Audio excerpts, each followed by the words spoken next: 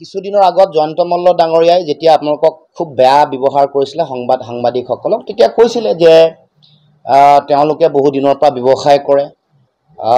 তেওঁৰ পত্নীয়ে এই গো পালন বা দুগ্ধ উৎপাদনৰ ব্যৱসায়ৰ লগত জড়িত 2 লাখ টকা তেওঁ ইনকম মাহেকীয়াকৈ কৰিছে আমি বেয়া পোৱা নাই ভাল পাইছোঁ এগৰাকী উদ্যমী মহিলাই কাম কৰিছে আমাৰ বিশ্বজিৎ ফুকনৰ এপেক্স বেংকে ঋণ দিছে এটো বেয়া পোৱা নাই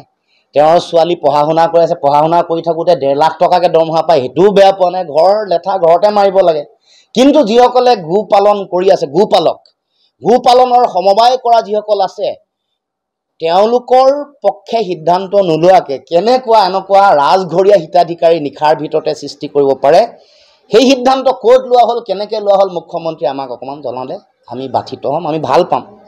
মুখ্যমন্ত্ৰী এই কথাও আমাক জনাব লাগে কিন্তু মনত ৰাখিব মুখ্যমন্ত্ৰী ডাঙৰীয়া গোমাতা আপুনি আমি জানো যে আমি বিশ্বাস কৰোঁ আপুনি সনাতনী সংস্কৃতিক গভীৰভাৱে বিশ্বাস কৰে আৰু শ্ৰদ্ধা কৰে আমিও নিশ্চিতভাৱে কৰোঁ যেতিয়াই গো মাতা বা গৰু বা গাইক লৈ যেতিয়াই ৰাজনীতি কৰে যেতিয়াই সিন্ডিকেটত জড়িত হয় যেতিয়াই এনেকুৱা ধৰণৰ অনীতি দুৰ্নীতি এনেকুৱা ধৰণৰ অনিয়মত যেতিয়াই জড়িত হয় তেতিয়াই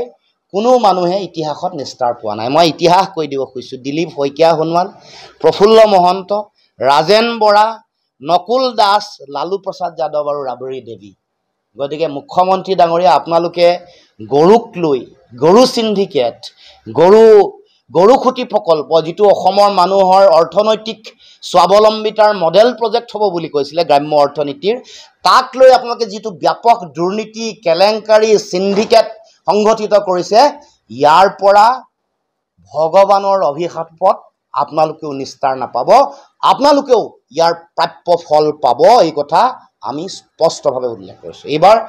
এই সমগ্ৰ বিষয় সম্পৰ্কত বক্তব্য ৰাখিবৰ কাৰণে আমাৰ সন্মানীয় সাধাৰণ সম্পাদক জগদীশ ভূঞা ডাঙৰীয়াক মই অনুৰোধ জনাইছোঁ